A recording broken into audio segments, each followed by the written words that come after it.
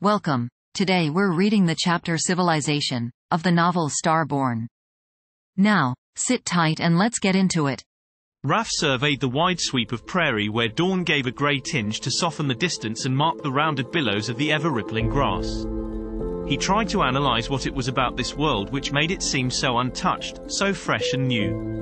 There were large sections of his own Terra which had been abandoned after the Big Burn-Off and the Atomic Wars, or later after the Counter-Revolution which had defeated the Empire of Pax, during which mankind had slipped far back on the road to civilization. But he had never experienced this same feeling when he had ventured into those wilderness.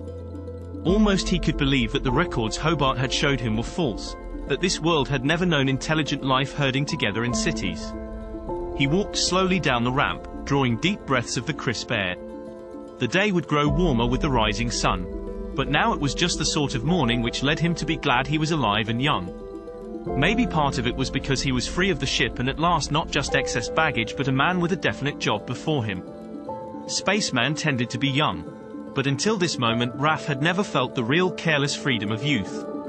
Now he was moved by a desire to disobey orders to take the flitter up by himself and head off into the blue of the brightening sky for more than just a test flight, not to explore Hobart City but to cruise over the vast sea of grass and find out its wonders for himself. But the discipline which had shaped him almost since birth sent him now to check the flyer and wait, inwardly impatient, for Hobart, Lablet, and Soriki, the Comtech, to join him. The wait was not a long one since the three others, with equipment hung about, tramped down the ramp as Raph settled himself behind the control board of the flyer. He triggered the shield which snapped over them for a windbreak and brought the flitter up into the spreading color of the morning. Beside him Hobart pressed the button of the automatic recorder, and in the seat behind, Soriki had the headset of the comm clamped over his ears. They were not only making a record of their trip, they were continuing in constant communication with the ship now already a silver pencil far to the rear. It was some 2 hours later that they discovered what was perhaps one reason for the isolation of the district in which the 10 rupees had set down. Rolling foothills rose beneath them and miles ahead the white-capped peaks of a mountain range made a broken outline against the turquoise sky. The broken lands would be a formidable barrier for any foot travelers. There were no easy roads through that series of sharp lifts and narrow valleys. And the one stream they followed for a short space descended from the heights in spectacular falls. Twice they skimmed thick growths of trees, so tightly packed that from the air they resembled a matted carpet of green-blue. And to cut through such a forest would be an impossible task. The four in the flitter seldom spoke. Raph kept his attention on the controls.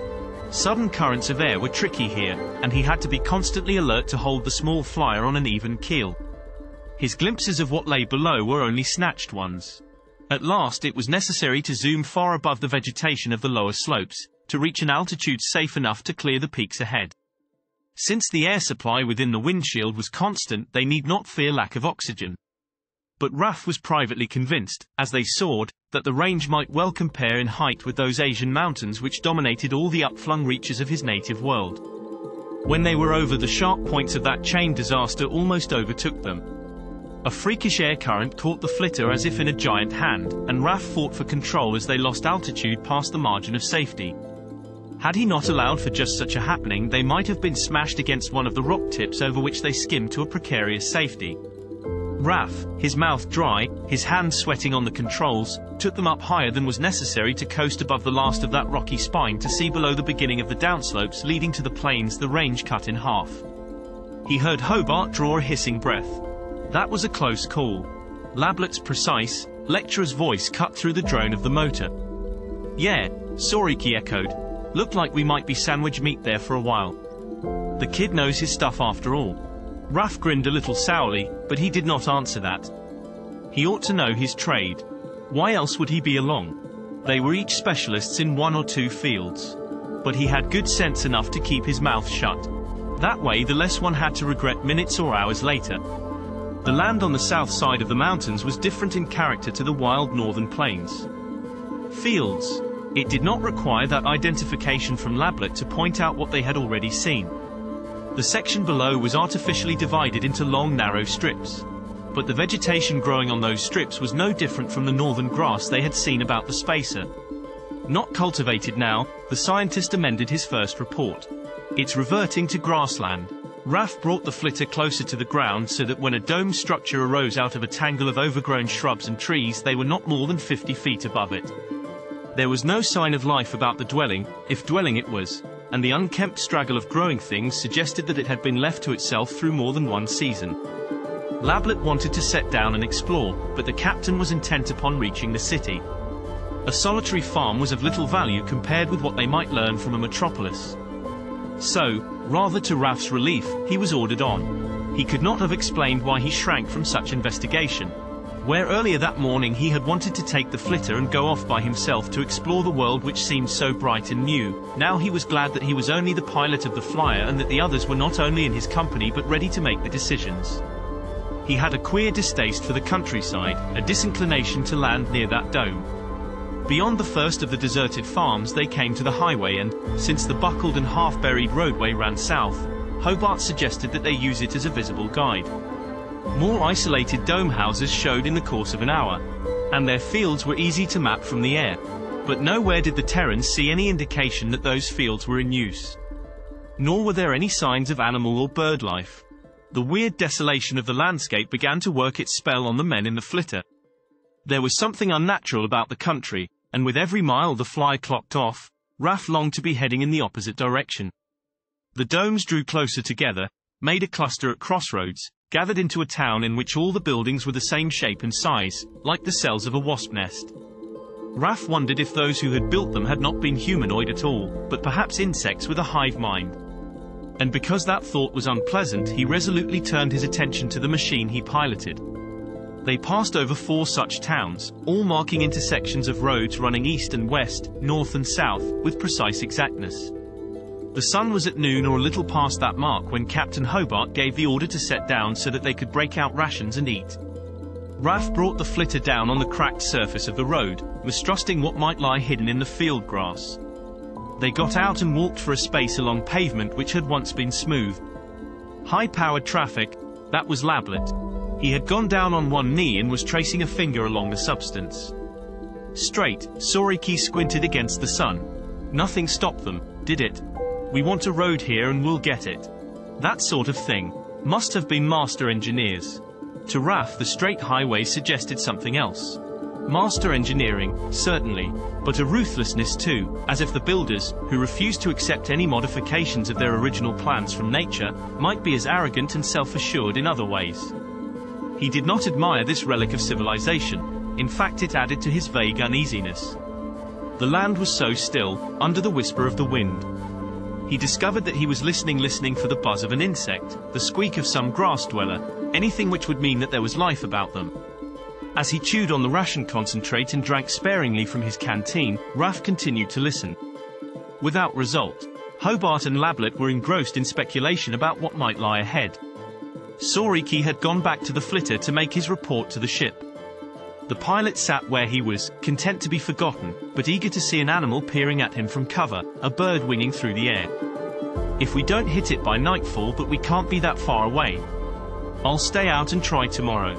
That was Hobart, and since he was captain, what he said was probably what they would do. Raf shied away from the thought of spending the night in this haunted land. Though, on the other hand, he would be utterly opposed to lifting the flitter over those mountains again except in broad daylight.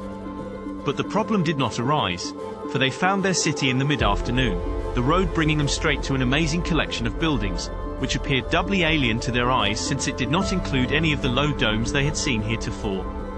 Here were towers of needle slimness, solid blocks of almost windowless masonry looking twice as bulky beside those same towers, archways stringing at dizzy heights above the ground from one skyscraper to the next.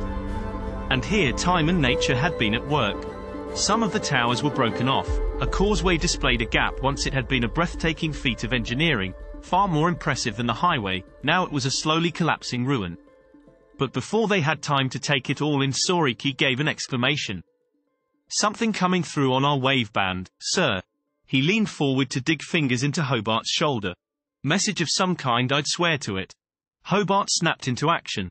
Kirby sat down there.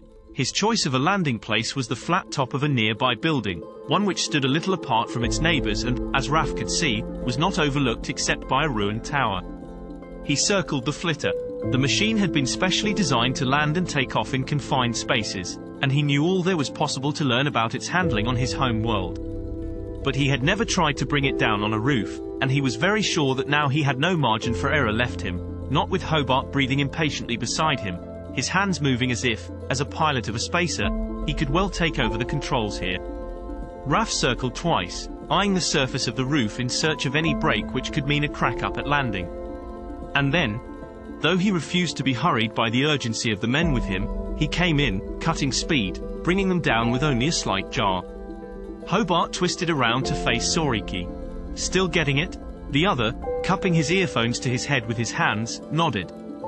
Give me a minute or two, he told them, and I'll have a fix. They're excited about something the way this jabber-jabber is coming through. About us, Raf thought. The ruined tower topped them to the south. And to the east and west there were buildings as high as the one they were perched on. But the town he had seen as he maneuvered for a landing had held no signs of life. Around them were only signs of decay. Lablet got out of the flitter and walked to the edge of the roof, leaning against the parapet to focus his vision glasses on what lay below. After a moment Raf followed his example. Silence and desolation, windows like the eye pits in bone-picked skulls. There were even some small patches of vegetation rooted and growing in pockets erosion had carved in the walls. To the pilot's uninformed eyes the city looked wholly dead. Got it? Soriki's exultant cry brought them back to the flitter. As if his body was the indicator, he had pivoted until his outstretched hand pointed southwest. About a quarter of a mile that way. They shielded their eyes against the westering sun. A block of solid masonry loomed high in the sky, dwarfing not only the building they were standing on but all the towers around it. Its imposing lines made clear its one-time importance. Palace, mused Lablet, or capital. I'd say it was just about the heart of the city. He dropped his glasses to swing on their cord, his eyes glistening as he spoke directly to Raf. Can you set us down on that? The pilot measured the curving roof of the structure. A crazy fool might try to make a landing there, but he was no crazy fool. Not on that roof, he spoke with decision. To his relief, the captain confirmed his verdict with a slow nod. Better find out more first. Hobart could be cautious when he wanted to. Are they still broadcasting, Soriki? The comtech had stripped the earphones from his head and was rubbing one ear. Are they? He exploded. I'd think you could hear them clear over there, sir. And they could. The gabble-gabble, which bore no resemblance to any language Terra knew, boiled out of the phones. Someone's excited, Lablet commented in his usual mild tone. Maybe they've discovered us. Hobart's hand went to the weapon at his belt. We must make peaceful contact if we can. Lablet took off his helmet and ran his fingers through the scrappy ginger and grey fringe receding from his forehead. Yes, contact will be necessary, he said thoughtfully. Well, he was supposed to be their expert on that. Raf watched the older man with something akin to amusement. The pilot had a suspicion that none of the other three, Lablet included, was in any great hurry to push through contact with unknown aliens. It was a case of dancing along on shore before having to plunge into the chill of autumn sea waves. Terrans had explored their own solar system, and they had speculated learnedly for generations on the problem of intelligent alien life. There had been all kinds of reports by experts and would-be experts. But the stark fact remained that heretofore mankind as born on the third planet of Sol had not encountered intelligent alien life. And just how far did speculations, reports, and arguments go when one was faced with the problem to be solved practically and speedily? Raf's own solution would have been to proceed with caution and yet more caution. Under his technical training he had far more imagination than any of his officers had ever realized. And now he was certain that the best course of action was swift retreat until they knew more about what was to be faced. But in the end the decision was taken out of their hands. A muffled exclamation from Lablet brought them all around to see that distant curving roof crack wide open. From the shadows within, a flyer spiraled up into the late afternoon sky. Raf reached the flitter in 2 leaps. Without orders he had the spray gun ready for action, on point and aimed at the bobbing machine heading toward them. From the earphones Soriki had left on the seat the gabble had risen to a screech, and one part of Raf's brain noted that the sounds were repetitious, was an order to surrender being broadcast. His thumb was firm on the firing button of the gun and he was about to send a warning burst to the right of the alien when an order from Hobart stopped him cold. Take it easy, Kirby. Soriki said something about a gun-happy flitter pilot, but, Raf noted with bleak eyes, the comtech kept his own hand close to his belt arm. Only Lablet stood watching the oncoming alien ship with placidity. But then, as Raf had learned through the long voyage of the Spacer, a period of time which had left few character traits of any of the crew hidden from their fellows, the xenobiologist was a fatalist and strictly averse to personal combat. The pilot did not leave his seat at the gun, but within seconds he knew that they had lost the initial advantage. As the tongue-shaped stranger thrust at them and then swept on to glide above their heads so that the weird shadow of the ship licked them from light to dark and then to light again, Raf was certain that his superiors had made the wrong decision. They should have left the city as soon as they picked up those signals if they could have gone then. He studied the other flyer. Its line suggested speed as well as mobility, and he began to doubt if they could have escaped with that craft trailing them. Well, what would they do now? The alien flyer could not land here, not without coming down flat upon the flitter. Maybe it would cruise overhead as a warning threat until the city dwellers were able to reach the Terrans in some other manner. Tense, the four spacemen stood watching the graceful movements of the flyer. There were no visible portholes or openings anywhere along its ovoid sides. It might be a robot-controlled ship. It might be anything, Raf thought, even a bomb of sorts. If it was being flown by some human or non-human flyer, he was a master pilot. I don't understand, Soriki moved impatiently. They're just shuttling around up there. What do we do now? Lablet turned his head. He was smiling faintly. We wait, he told the comtech. I should imagine it takes time to climb 20 flights of stairs if they have stairs. Soriki's attention fell from the flyer hovering over their heads to the surface of the roof. Raf had already looked that over without seeing any opening. But he did not doubt the truth of Lablet's surmise. Sooner or later the aliens were going to reappear. And it did not greatly matter to the maroon Terrans whether they would drop from the sky or rise from below. Did you enjoy today's chapter of Starborn? Why not subscribe and ring the bell?